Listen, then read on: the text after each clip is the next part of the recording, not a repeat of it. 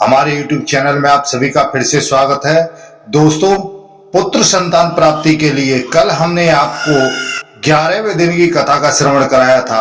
आज हम आपको हरिवंश पुराण के 12वें दिन की कथा का श्रवण करा रहे हैं, जिसके सुनने मात्र से पुत्र संतान की प्राप्ति होती है।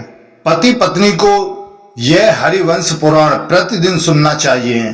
पीछे के अध्याय देखने के लिए हमारे नीचे डिस्क्रिप्शन में लिंक दी गई है, उसमें से आप सुन सकते हैं। तो दोस्तों, आज 12वें दिन की कथा का हम आपको श्रवण कराएं उससे पहले जो भी नए सदस्य हमारे इस वीडियो को देख रहे हैं, जिन्होंने अभी तक मेरे चैनल को सब्सक्राइब नहीं किया है, कृपया वे चैनल को सब्सक्राइब करें, लाइक करें, शेयर करें और बगल में बेल आइकन बटन दबाना ना भूलें, जिससे हम जो भी वीडियो बनाए उन सभी का नोटिफिकेशन आपके पास में पहुंचे और हमारी सभी वीडियो का लाभ मिले।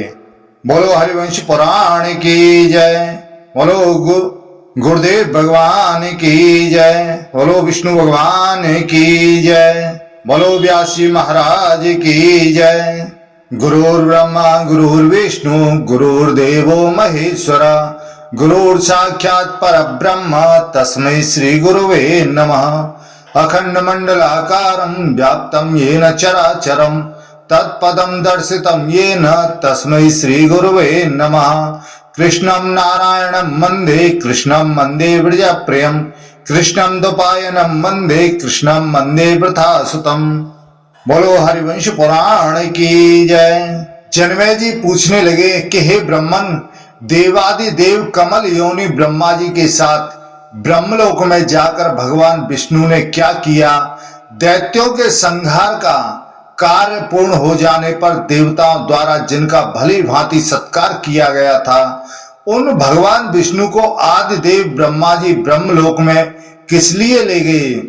ब्रह्मलोक में उनका कौन सा स्थान है? वहां उन्होंने किस योग का आश्रय लिया? अथवा भूत भावन सर्वव्यापी श्री हरि ने किस नियम को धारण किया? वहां रहते हुए भगवान श्री हरि ने विपुल संपत्ति को, जिसकी देवता असुर और मनुष्य सभी पूजा करते हैं, वह सारा विशाल जगत कैसे पाता है? ग्रीष्म ऋतु के अंत में आषाढ़ मास की शुक्ल पक्ष की एकादशी के दिन भगवान कैसे शयन करते हैं? वर्षा काल बीतने पर यानी कार्तिक की शुक्ल पक्ष की एकादशी के दिन किस प्रकार जागते हैं? तथा ब्रह्मलोक जो नारायण आश्रम है, उसमें रह करके वे संपूर्ण जगत की रक्षा का भार कैसे वहन करते हैं? तो हे विप्रवर, दिव्य धाम में स्थित भगवान विष्णु का जो दिव्य चरित्र है, वह सब यथारूप से विस्तार से मुझसे सुनाइए। मैं आपसे वह संपूर्ण कथा का श्रवण करना चाहता हूं। तब वैशंपायन जी ने कहा कि हे जनमेजय जी, भगवान नारायण के जो कर्म हैं और जिस प्रकार वे ब्रह्मलोक में स्थित होकर ब्रह्मा जी के साथ आनंद का अनुभव करते हैं, वह सब पहले मैं तुमसे कहता हूं, तुम ध्यान लगाकर सुनो। हे राजन, उनकी गति यानी लीला और चरित्र उन्हीं की इच्छा के अनुरूप होती है। वह सूक्ष्म है, इसको तत्व को ठीक ठीक समझ पाना देवताओं के लिए भी अत्यंत कठिन है। इस समय मैं भगवान के जिस चरित्र का वर्णन करने जा रहा हूं, उसे तुम मेरे कथानुसार सुनो। ये श्री नारायण देव सर्वलोकमय हैं और ये तीनों लोक भी इन्हीं के स्वरूप विष्णुमय हैं। ये ही सर्वदेवमय हैं और स्वर्ग के संपूर्ण देवता एतन्मय इन्हीं के स्वरूप अर्थात विष्णुमय हैं। प्रत्येक वस्तु के पार तत्व, अंत, अयंता और चरम सीमा का चिंतन करने वाले बहुत से विचारक उन भगवान का पार नहीं देख पाते हैं, परंतु ये भगवान माधव संपूर्ण जगत के परम पार को भली भांति जानते हैं। ये इंद्रियों के अविषय हैं और संपूर्ण देवता इन्हीं का अनुसंधान करते रहते हैं। और इन्हीं भगवान विष्णु का उस समय ब्रह्मलोक में घटित हुआ जो प्राचीन वृतांत है, उसे मैं तुमसे कहता हूं कि वह किस प्रकार से हुआ। उन भगवान विष्णु ने ब्रह्मलोक में जाकर पितामह के निवास स्थान का दर्शन करके वेदोक्त विधि से वहां के समस्त ऋषियों को प्रणाम किया। उन महातेजस्वी श्री हरि ने पूर्वान काल की क्रिया पूर्ण करके प्रातः सवन के समय महर्षियों की दी हुई आहुति ग्रहण करने वाले अग्निदेव का दर्शन करके उन्हें प्रणाम किया। उन्होंने वहां अपने ही दूसरे विग्रह को विराजमान देखा, जिसका यज्ञों में महर्षिगण घी की आहुतियों द्वारा यजन पूजन कर रहे थे। जो प्राप्त हुए यज्ञ भाग को स्वयं ही ग्रहण कर रहा था। उन अचिंत्य स्वरूप भगवान ने ब्रह्म तेज से संपन्न और वंदनीय ऋषियों को प्रणाम करके उस सनातन ब्रह्मलोक में घूमना आरंभ किया। उन्होंने वहां यज्ञों में स्थापित किए गए बहुत से ऊंचे ऊंचे यज्ञ स्तंभों को देखा, जो सिरे पर काठ के बने हुए छल्लों से विभूषित थे। ब्रह्मर्षि ने उनमें सैकड़ों प्रकार के चिन्ह अंकित किए थे। वे घी की आहुतियों से प्रकट हुए धूम की सुगंध लेते, ब्राह्मणों द्वारा उच्चारित वेद मंत्रों को सुनते और यज्ञों द्वारा होती हुई अपनी ही आराधना को देखते हुए वहां सब ओर विचरने लगे। जो यज्ञ मंडल में सदस्य रूप से विराजमान थे, वे सब देवता और ऋषि हाथों में पवित्री धारण करके अर्घ देने के लिए दोनों भुजाएं ऊपर उठाकर उन भगवान के विषय में परस्पर इस प्रकार कह रहे थे। देवताओं में जो भी शक्ति सामर्थ्य आदि है, वह सब उन्हें भगवान जनार्दन से ही प्राप्त हुआ है। देवताओं से जो भी कुछ प्राप्त होता है, उसे भगवान मधुसूदन भगवान विष्णु ही उनका प्रसाद ग्रहण करते हैं। संसार के मनुष्य विद्वानों के मुख से जिन जगत को अग्नि और सोम का कार्य जानते हैं, उसके कारण वे सोम और अग्नि तथा यह कार्यभूत जगत भी सनातन विष्णु रूपी ही है। यह बात तुम्हें भी विदित है। जैसे दूध से दही बनता है और दही से मंथन करने पर घी प्रकट होता है, उसी प्रकार भूतों के मथे जाने पर अर्थात चित्त को एकाग्र करके सूक्ष्म तत्व का चिंतन करने पर यह ज्ञात हो जाता है कि सारा संसार भगवान विष्णु से ही प्रकट हुआ है। जैसे चेतना से व्याप्त भूतों यानी शरीरों और इंद्रियों द्वारा उनके नियंता परमात्मा का स्वतः ज्ञापन या प्रतिपादन हो जाता है, उसी प्रकार अनुग्रह आदि गुणों से युक्त देवताओं, वेदों और लोकों द्वारा श्री हरि का बोध हो जाता है, उनका ज्ञान हो जाता है।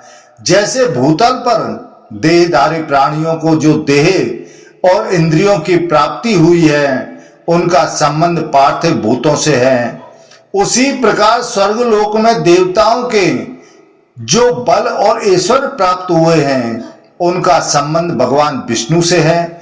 ये भगवान विष्णु ही यज्ञ करने वाले यजमानों को उनके यज्ञों का फल प्रदान करते हैं। ये परम पवित्र और स्वतंत्र हैं। संपूर्ण लोगों का संचालन सूत्र इन्हीं के हाथ में है। जैसे वाणी के माधुर्य का वर्णन वाणी द्वारा ही संभव होता है, उसी प्रकार श्री विष्णु के स्वरूप का प्रतिपादन एवं स्वयं विष्णु ही कर सकते हैं। दूसरों के लिए इनकी महिमा अनिर्वचनीय है। तदनंतर भगवान को देखकर ऋषियों ने कहा कि हे सुरश्रेष्ठ, आपका स्वागत है महातेजस्वी पद्मनाभ। हे विष्णु भगवान, आप वेद मंत्रों द्वारा यह यज्ञ संबंधी आतिथ्य सत्कार ग्रहण करें। इस यज्ञ पूत पाद्य के आप ही उत्तम पात्र हैं, क्योंकि आप ही वेद मंत्रों द्वारा पावन अतिथि बताए गए हैं, जिनके विषय में हम सदा सुनते और जानते आए हैं। उन्हीं का आज प्रत्यक्ष दर्शन हुआ। यह हमारे लिए बड़ी सौभाग्य की बात है। आप सर्वव्यापी श्री हरि जब युद्ध के लिए चले गए थे, तब हमारे यज्ञ कर्म ठीक तरह से हो नहीं पाते थे। जिसका संबंध भगवान विष्णु से न हो, अर्थात जिसमें वे उपस्थित न हो, उस यज्ञ का कार्य ठीक से संपन्न नहीं होता है। आज आपकी उपस्थिति से हमारा यज्ञ सफल हो गया। आपका प्रकट होना ही दक्षिणाओं से संपन्न यज्ञ का प्रमुख फल है। आज आप यहाँ अपने आप को हमारे द्वारा पूजित देखेंगे। तब एवं मस्तु कहकर भगवान विष्णु ने उन सब का सम्मान किया। उनके द्वारा सम्मानित हो लोक पितामह ब्रह्मा जी अपने लोक में स्थित हो परम आनंद का अनुभव करने लगे। तब वैशंपायन ऋषि जी कहते हैं कि हे जन्मेजय, उन ऋषियों से पूजित होकर सर्वेश्वर भगवान विष्णु ने पुराण प्रसिद्ध दिव्य ब्रह्मधाम यानी बैकुंठ में, जो उन नारायण देव का आश्रम था, विश्राम स्थान है, वहां पर जाकर के उन्होंने प्रवेश किया। उन्होंने प्रसन्न चित्त से उस यज्ञ सभा में एकत्र हुए उन सब महर्षियों से विदा ले आदिदेव पद्म योनि ब्रह्मा जी को प्रणाम करके अपने ही नाम से प्रसिद्ध हुए उस नारायण आश्रम में प्रवेश किया। उसमें प्रवेश करते ही भगवान ने संपूर्ण आयुधों को त्याग दिया। वहां उन्हें अपना शयनागार दिखाई दिया, जो समुद्र के समान शोभा पा रहा था। उसमें सनातन देवगण और शाश्वत महर्षि निवास करते हैं। प्रलयकारी मेघों के अभिमानी देवता वहां विद्यमान थे। वह स्थान नक्षत्रों के आश्रय भूत ज्योतिर्मंडल से व्याप्त था। जो वहां जाने के अधिकारी नहीं हैं, उनके लिए वह दिव्य धाम अंधकार से आवृत है, अर्थात उनकी वहां पर पहुंच नहीं हो पाती है। देवताओं और असुरों के लिए भी वहां पहुंचना अत्यंत कठिन है। वहां ना तो वायु की, न चंद्रमा की और न सूर्य की ही पहुंच हो पाती है। वह दिव्य देश भगवान पद्मनाभ के सच्चिदानंदमय श्री विग्रह की तेजो राशि से ही आवृत्ति एवं प्रकाशित है, जो पहले सहस्रों मस्तकों से विभूषित विराट रूपधारी होकर शोभा पाते थे। उन्हीं भगवान ने उस दिव्य धाम में प्रवेश करते ही जगत के प्राणियों की कर्म वासनामयी जटा का भार सिर पर धारण किए वहां सोने की तैयारी की। उसके पश्चात लोकों के अंतकाल को जाने वाली कृष्ण वर्णा काल रूपणी निंद्रा, जो नेत्रों का आश्रय लेकर शोभा पाती है, उन परमात्मा श्री हरि की सेवा में उपस्थित हुई। व्रतधारियों में श्रेष्ठ श्री हरि ने समुद्र और मेघों के जल से शीतल दिव्य सैया पर शयन किया। प्रलय काल में सारे जगत के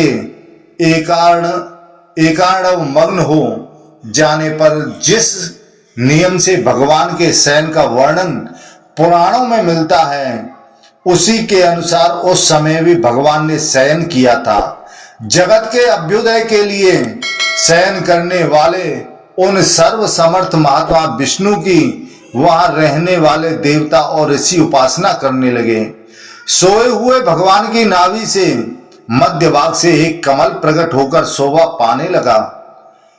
उसकी कांति सूर्य के समान थी। वही ब्रह्मा का आदि आसन है। उसमें सहस्र दल हैं। वह बीज रूपी विभिन्न वर्णों से अंकित है। अत्यंत कोमल एवं अच्छी तरह खिला हुआ है। ब्रह्मा जी की जो पूर्व जन्मों की वासना कर्म संस्कार हैं, वही सूत्र रूप से मानो भगवान का उठा हुआ हाथ है। उसके द्वारा वे सृष्टि आदि के लिए संकेत करते रहते हैं। इस प्रकार वे महामुनि श्री हरि सोते हुए ही समस्त लोकों के काल जनित उलटफेर सृष्टि संहार की आवृत्ति किया करते हैं।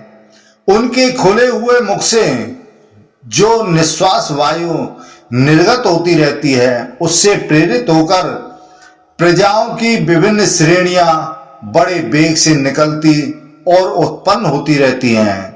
वे उत्पन्न हुए पवित्र प्राणी साक्षात ब्रह्मा जी के द्वारा ब्राह्मण, क्षत्रिय, वैश्य और शूद्र रूप से 4 भागों में विभक्त किए जाते हैं।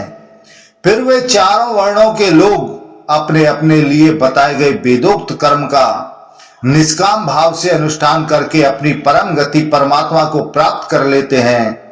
योग निद्रा का आश्रय लेकर शयन करने वाले जो भगवान विष्णु का योग माया से समावृत स्वरूप है, उसे स्वयं ब्रह्मा जी तथा ब्रह्मलोक के अविनाशी ब्रह्मर्षि भी नहीं जान पाते हैं।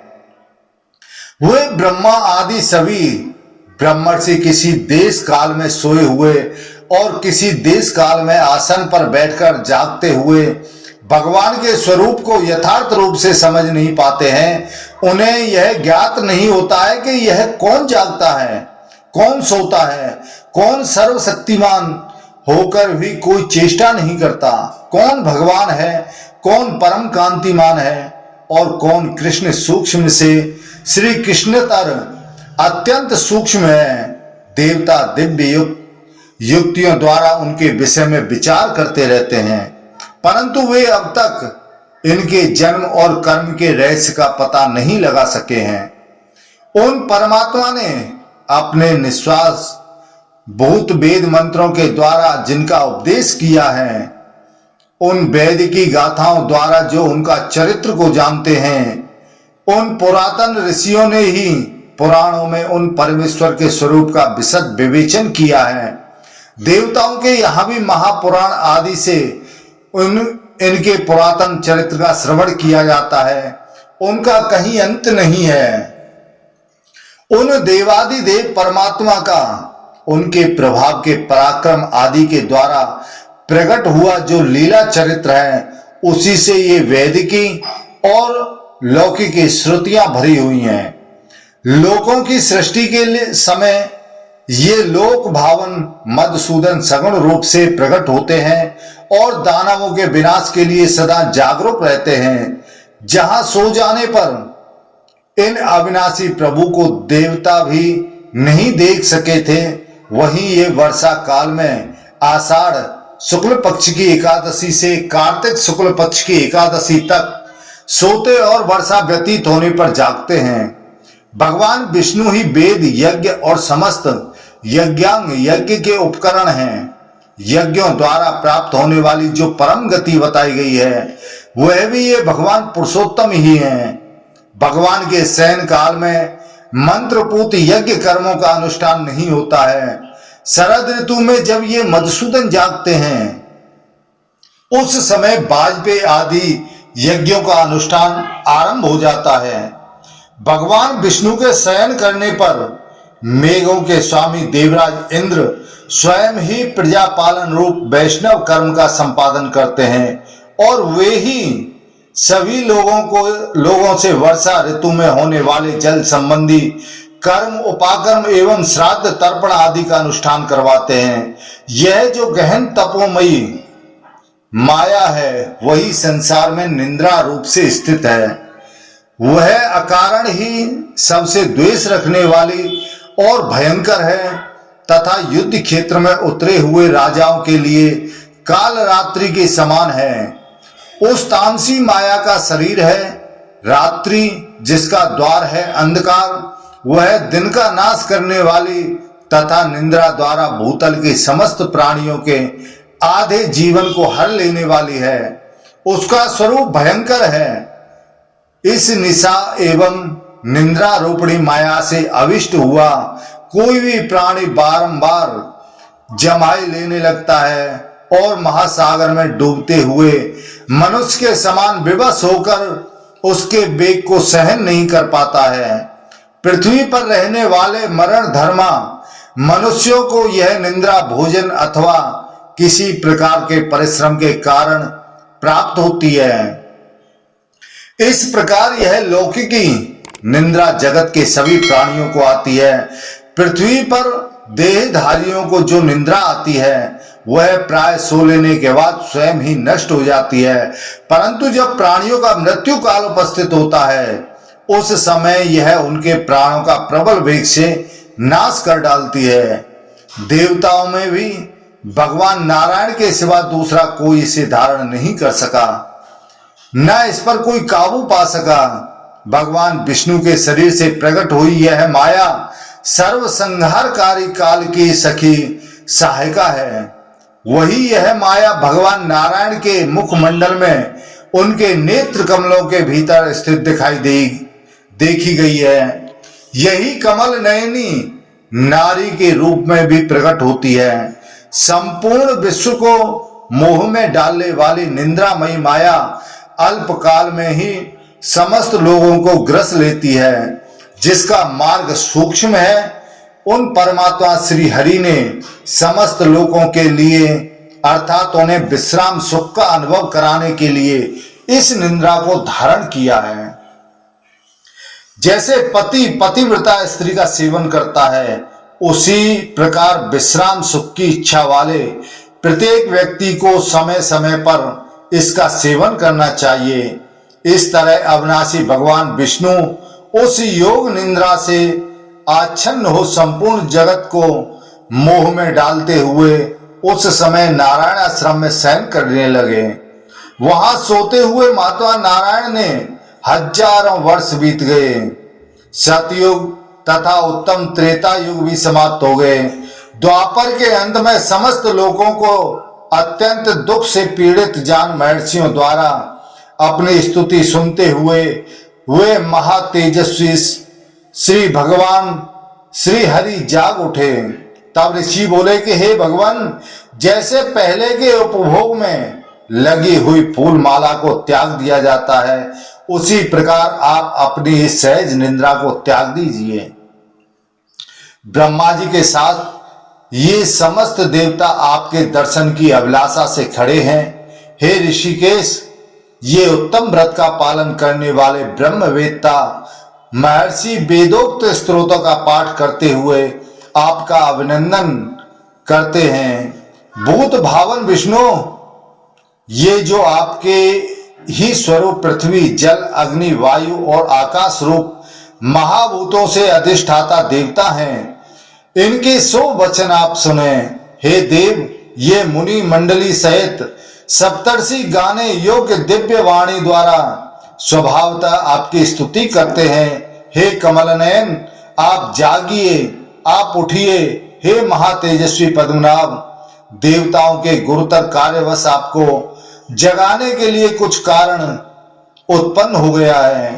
तब वैशंपायन ऋषि जी कहते हैं कि हे जन्मेजय, तब सारे जल को समेटकर और अंधकारियों के लिए योग माया ने जो तमोमय आवरण लगा दिया था, उसको भी दूर करके भगवान ऋषिकेश अपनी उत्कृष्ट शोभा से प्रकाशित होते उठे। उन्होंने देखा कि ब्रह्मा सहित समस्त देवता उपस्थित हैं।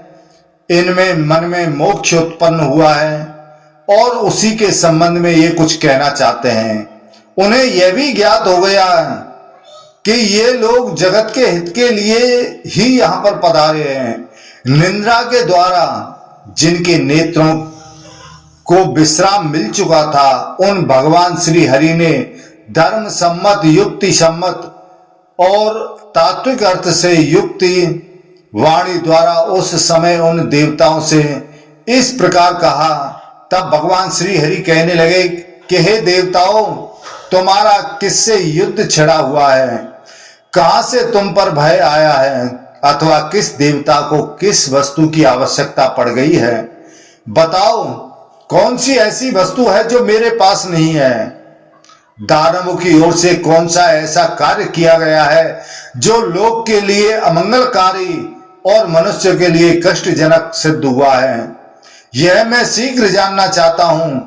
आप सभी ब्रह्म वेत्ताओं के बीच में इस उत्तम सैया को त्याग कर यह मैं आपके कल्याण साधन के लिए तैयार खड़ा हूं। बताइए, आपकी क्या सेवा करूं? क्या इच्छा है जो आपकी मनोकामना पूर्ण नहीं हो रही है? तब वैशंपायन ऋषि जी कहते हैं कि हे जन्मेजय, भगवान विष्णु का यह कथन सुनकर लोक पितामह ब्रह्मा ने समस्त देवताओं के लिए हितकारक उत्तम बात कही।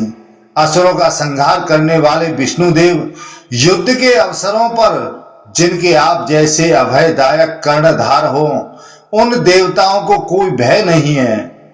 जब तक देवराज इंद्र विजयी हैं और असुरों का संहार करने वाले आप रक्षा के लिए उद्यत हैं, तब तक धर्म के लिए प्रयत्नशील रहने वाले मनुष्यों को भी किससे भय हो सकता है। जो मनुष्य सत्य और धर्म में तत्पर रहकर चिंता रहित हो धर्म के अनुष्ठान में लगे हुए हैं, उनकी ओर अकाल मृत्यु आंख उठाकर देख भी नहीं सकती है। मनुष्यों के अधिपति जो पृथ्वी पालक नरेश हैं, वे भी प्रजा की आय के छठे भाग का यानी कर के रूप में उपभोग करते हुए आपस में कभी भेद या कलह नहीं करते हैं। वे सदा ही प्रजा की भलाई करते हैं, इसलिए कर देने वाले लोग उनकी निंदा नहीं करते। राजाओं को जब अर्थ की कमी पड़ती है तब वे न्यायोचित करों के द्वारा ही अपना खजाना भरते हैं। वे क्षमा परायण हो अपने समस्त समृद्धशाली जनपदों का पालन करते हैं, कभी किसी को कठोर दंड नहीं देते तथा चारों वर्णों की यथोचित रीति से रक्षा करते हैं। कोई भी प्राणी उन्हें उद्वेग से नहीं डालते। मंत्रियों द्वारा वे भली भांति सम्मानित होते हैं तथा चतुरंगिणी सेनाओं से सुरक्षित होकर 6 गुणों का यथावसर उपयोग करते रहते हैं। सभी नरेश धनुर्वेद के अभ्यास में तत्पर हैं, सभी वेदों के परिनिष्ठित विद्वान हैं और यथा समय प्रचुर दक्षिणा युक्त यज्ञों द्वारा भगवान की आराधना करते रहते हैं। वे दीक्षा ग्रहण एवं ब्रह्मचर्य के पालन पूर्वक वेदों का अध्ययन करके महर्षियों को तथा पवित्र श्राद्ध कर्मों द्वारा सैकड़ों बार पितरों को तृप्त करते रहते हैं। भूतल पर जो वैदिक, लौकिक और धर्म शास्त्र कथित 3 प्रकार के कर्म दृष्टिगोचर होते हैं, उनमें से कोई भी धर्म इन राजाओं को अज्ञात नहीं है। उन्हें परावर तत्व का साक्षात्कार हो चुका है। वे सभी महर्षियों के समान तेजस्वी हैं और पुनः इस पृथ्वी पर सतयुग को लाने का उत्साह रखते हैं। उन्हीं के प्रभाव से देवराज इंद्र जगत में कल्याणकारी जल की वर्षा करते हैं। वायु यथोचित गति से प्रभावित होती है और 10 दिशाएं स्वच्छ रहती हैं। पृथ्वी पर कोई उत्पात नहीं होता। आकाश में सभी ग्रह समुचित गति से विचरण करते हैं तथा नक्षत्रों सहित चंद्रमा भी उनके साथ संयुक्त होकर सौम्य गति से विचरण कर रहे हैं। जगत के लिए अनुकूल किरणों से युक्त भगवान सूर्य दोनों अयनों में विचरते हैं तथा उत्तम गंध से सुवासित अग्निदेव नाना प्रकार के हविष्यों की आहुति पाकर तृप्त होते हैं। जब इस प्रकार राजा लोग भली भांति सत्कर्मों में प्रवृत्त हैं, यज्ञ आदि कर्म दिनों दिन बढ़ रहे हैं और वे समस्त भूमंडल को निरंतर तृप्त और संतुष्ट कर रहे हैं, तब मनुष्यों को काल का भय कैसे हो सकता है। परंतु जिनकी कीर्ति सब ओर जगमग हो रही है तथा जो एक दूसरे के वशवर्ती होकर मेल मिलाप से रहते हैं, उन बलवान राजाओं के पास जो असंख्य सेनाएं हैं, उनके भार से पृथ्वी को बड़ी पीड़ा हो रही है। इस प्रकार भार से थकी हुई है पृथ्वी उन नरेशों से पीड़ित होकर आपकी शरण में आई है। इसकी दशा उस नाव की सी हो रही है जिसके डूबने का समय अत्यंत निकट हो। उन राजाओं के रूप प्रलय काल की अग्नि के समान तेजस्वी हैं। उनसे पीड़ित होने के कारण इस पृथ्वी के पर्वत रूपी बंधन ढीले पड़ने लगे। अर्थात इस नौका रोपड़ी पृथ्वी में जो कीले ठुकी हुई हैं, वे सब अब उखड़ने लगी हैं। अतः यह रसातल की जल राशि में डूबने की आशंका से व्याकुल हो उठी है और इसके शरीर में बारंबार पसीना आ रहा है। क्षत्रियों के शरीर तेज और बल से तथा मनुष्यों के दूर तक फैले हुए राज्यों से यह पृथ्वी थकती सी जा रही है। नगर नगर में वहां का नरेश 1-1 करोड़ सैनिकों से संपन्न है तथा प्रत्येक राज्य में कई लाख ग्राम हैं। सहस्रों भूपालों और बलवान भूपालों की सेनाओं तथा 10-10 हजार गांव से युक्त उनके राष्ट्रों से यह भूमि इतनी भर गई है कि कहीं थोड़ी सी भी जगह खाली नहीं है, इतना भार हो गया है। तो हे विष्णुदेव, यह पृथ्वी निचेष्ट होकर निरामय काल को आगे करके मेरे निवास स्थान में आई थी। अब आप इसकी परम गति हैं, जगत की आधारभूता, यह सदा रहने वाली भूमि जो मनुष्यों की कर्म भूमि है, बड़ा कष्ट पा रही है। यह अधिक भार के कारण दबकर बिखर न जाए, ऐसा कोई उपाय करना चाहिए। हे मधुसूदन, इसके पीड़ित होने पर महान दोष प्राप्त हो सकता है। सब लोगों की सारी क्रियाएं लुप्त हो जाएंगी और सारा जगत पीड़ित होने लगेगा। निश्चय ही यह राजाओं के भारी सैन्य समुदाय से पीड़ित होकर थकती चली जा रही है। यह बात इसी से स्पष्ट है कि यह अचला भूमि अपनी स्वाभाविक क्षमा को त्याग कर विचलित हो उठी है। हमने इसी से इसकी सारी बातें सुनी हैं और आपने भी उन्हें सुन लिया।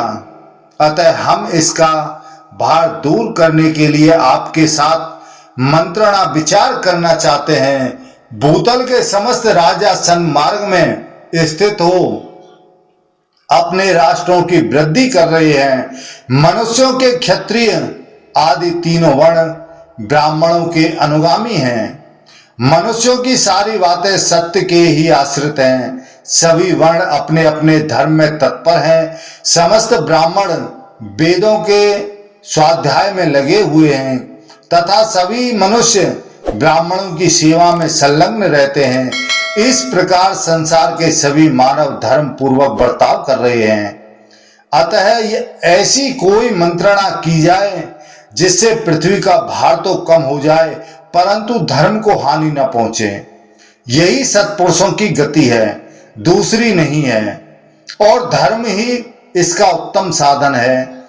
इस पृथ्वी का भार दूर करने के लिए राजाओं का वध आवश्यक कार्य है।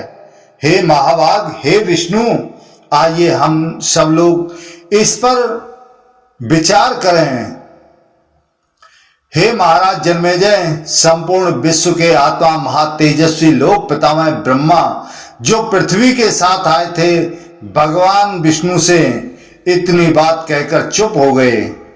तब वैशंपायन ऋषि जी कहते हैं कि हे जन्मेजय, तब बहुत अच्छा कहकर भगवान विष्णु उन सब के साथ वहां से चल दिए।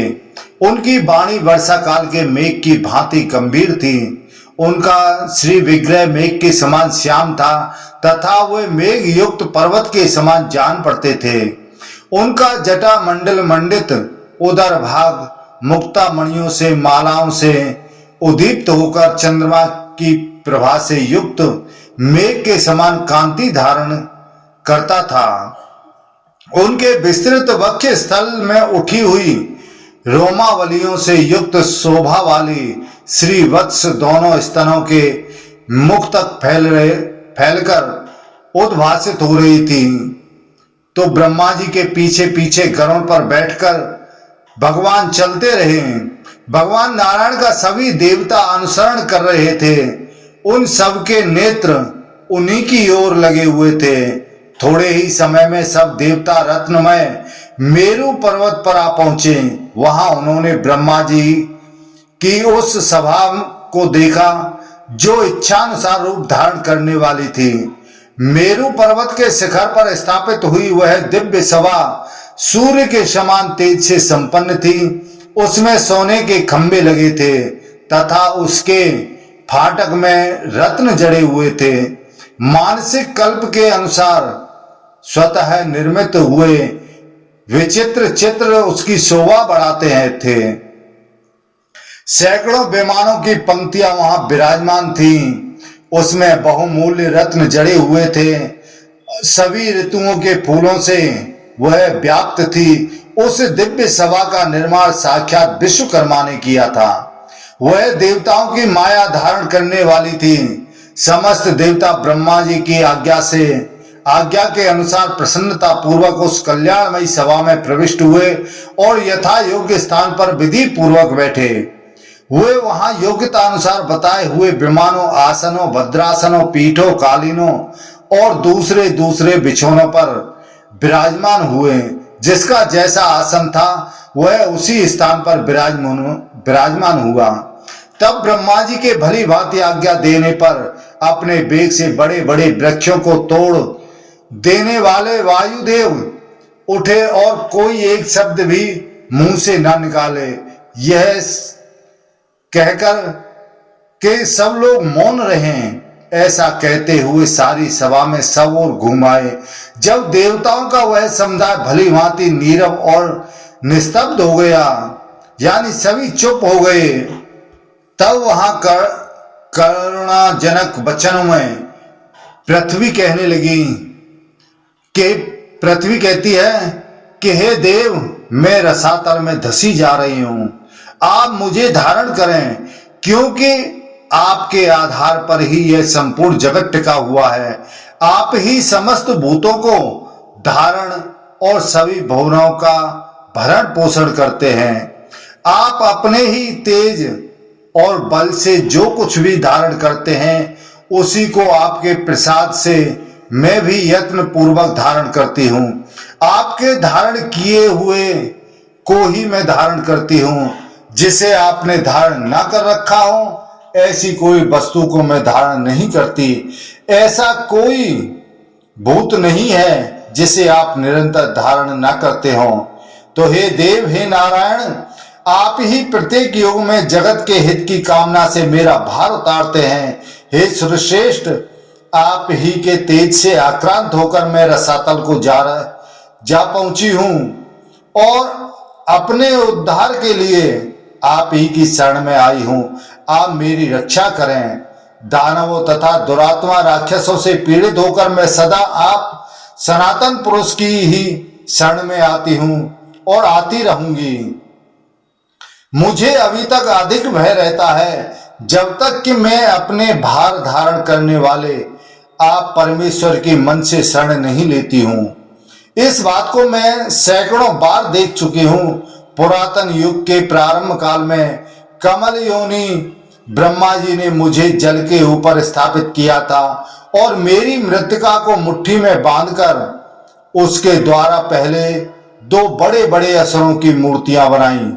वे दोनों पहल महासागर में सोते हुए उन महात्मा भगवान विष्णु के कानों की मैल से उत्पन्न हुए थे और काठ एवं दीवार के समान अचेतन अवस्था में स्थित थे। फिर ब्रह्मा जी के उत्तम प्रेरणा से स्वयं वासुदेव ने उनके भीतर प्रवेश किया। इसके बाद वे दोनों महान असुर आकाश को आच्छादित करते हुए बढ़ने लगे। वायु रूपी प्राण से उक्त हुए उन दोनों असुरों को गोद में लेकर ब्रह्मा जी ने उनके अंगों पर धीरे धीरे हाथ फेरा। उनमें से एक का शरीर तो उन्हें अत्यंत कोमल प्रतीत हुआ और दूसरे का कठोर। तब जलज जन्मा भगवान ब्रह्मा ने उन दोनों का नामकरण संस्कार किया और कहा कि यह जो मृदु, जो कोमल है, इसका नाम मधु होगा और जो कठोर है वह कैटव कहलाएगा। नाम निश्चित हो जाने पर वे दोनों अत्यंत दुर्जय दैत्य बल के घमंड से मत वाले होकर युद्ध की इच्छा से समस्त एकार्णव यानी पूरे संसार में विचरने लगे। उन दोनों को युद्ध के लिए आया देख लोक पितामह ब्रह्मा वही एकार्णव हो जल राशि में अदृश्य हो गए। उन चतुर्मुख ब्रह्मा ने भगवान पद्मनाभ की नाभि के मध्य भाग से प्रकट हुए कमल पर ही गुप्त रूप से निवास करना पसंद किया। वे दोनों भगवान नारायण और ब्रह्मा जल के भीतर स्थित हो बहुत वर्षों तक सोते रहे, कभी हिले तक नहीं। दीर्घ काल व्यतीत होने के पश्चात वे दोनों भाई मधु और कैटव उस स्थान पर आए जहां पर ब्रह्मा जी विराजमान थे। उन दुर्जय विशालकाय एवं भयंकर असुरों को देखकर ब्रह्मा जी ने कमल की नाल से भगवान विष्णु को ठोका। तब महातेजस्वी भगवान पद्मनाभ सैया से उठकर खड़े हुए। एक एकार्णव जगत में जब के तीनों लोक जल में मिल गए थे, उन दोनों असुरों तथा भगवान विष्णु में घोर युद्ध हुआ। उस समय सहस्रों वर्षों तक वह तुमुल युद्ध चलता रहा, किंतु वे दोनों असुर युद्ध में थके नहीं। दीर्घ काल तक युद्ध करके वे दोनों रण दुर्मुख दैत्य मन ही मन बड़े प्रसन्न हुए और भगवान नारायण हरि से इस प्रकार बोले कि हे देव, तुम्हारे युद्ध से हम दोनों भाई बहुत प्रसन्न हैं। तुम हमारे लिए स्पृहणीय मृत्यु हो, किंतु हम दोनों को वही मारो जहां की पृथ्वी जल में डूबी हुई ना हो। हे सर्वश्रेष्ठ, मारे जाने पर हम दोनों आपके पुत्र भाव को प्राप्त होंगे, क्योंकि ब्रह्मा जी ने विधान बना दिया है कि जो हमें युद्ध में जीत ले हम उसी के पुत्र हों। उनकी बात सुनकर भगवान विष्णु ने उस युद्ध स्थल में उन दैत्यों को हाथों से पकड़कर दबाया। इससे मधु और कैटव दोनों की मृत्यु हो गई। मरने पर उन दोनों की लाशें जल में डूबकर एक हो गईं। फिर जल की लहरों से मथित होकर उन दोनों दैत्यों ने जो मेद छोड़ा, उससे आच्छादित होकर वहां का जल अदृश्य हो गया। उसी पर भगवान नारायण ने नाना प्रकार के जीवों की सृष्टि की। उन दैत्यों के मेद से सारी पृथ्वी ढक गई, इसलिए मेदिनी नाम से विख्यात हुई। भगवान पद्मनाभ के प्रभाव से यह जगत के लिए शाश्वत आधार बन गई। पूर्व काल में 12 रूप धारण करके इन्हीं भगवान नारायण ने मार्कंडेय जी के देखते देखते मुझे इस दाढ़ पर उठाकर पानी के भीतर से बाहर निकाला था।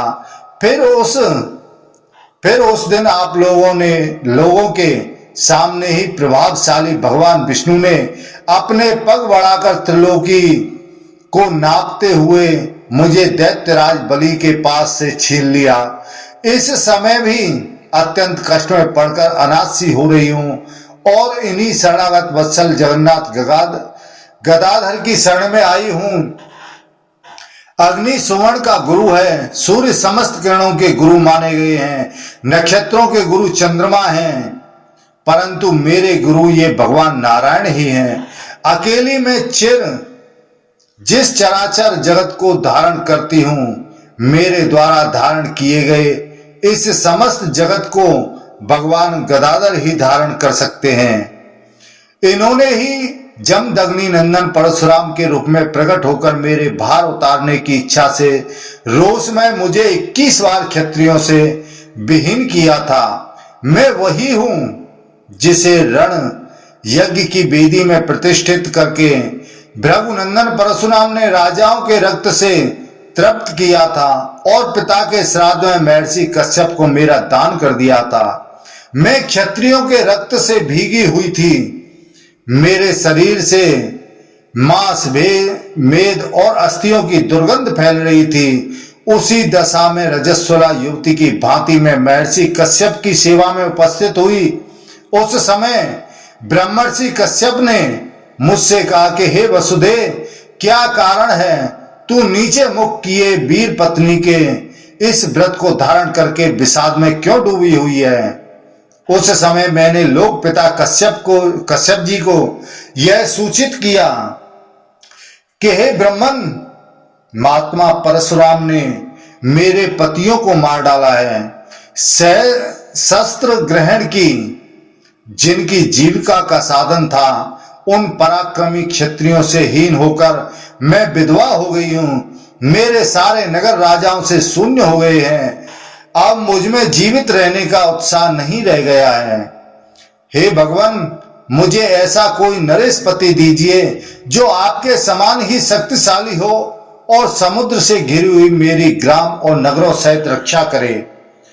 प्रभावशाली भगवान कश्यप ने मेरी यह बात सुनकर कहा कि बहुत अच्छा। फिर उन्होंने मुझे राजा मनु के हाथ में दे दिया।